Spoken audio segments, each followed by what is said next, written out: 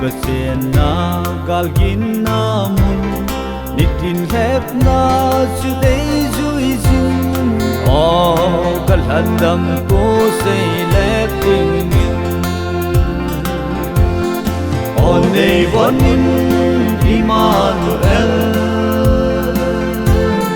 nalha gawin nei von in lam ilay sit hipulpi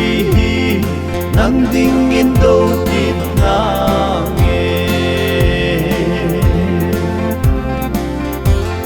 thasam le hiu sa win ka na din so lal mel pu zong leng gal hat de ding alal lu khu oh the same chu nei mu sa ki nim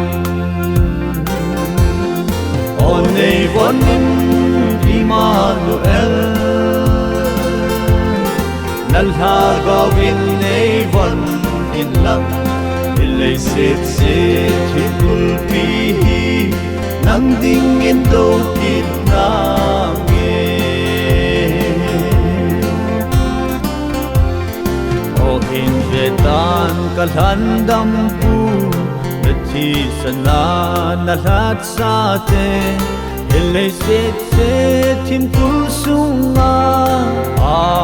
ki henoi pa kai sim zolo o nei vonin Immanuel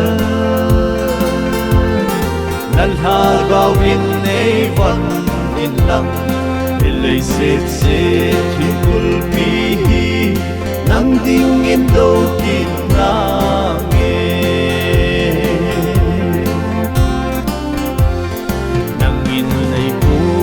mel mate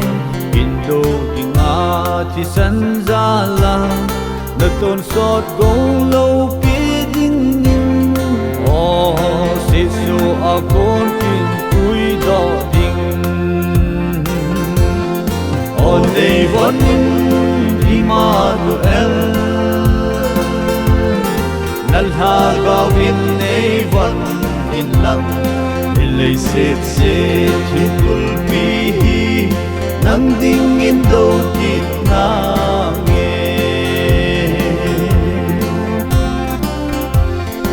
ole bu amu wa ding le kalhandam pu su kamu ding su aka gal von su thang ting oh bon bok lo pi e sil ke ding o nei vonin Immanuel nalha gawin nei von in lam ilay sit hipul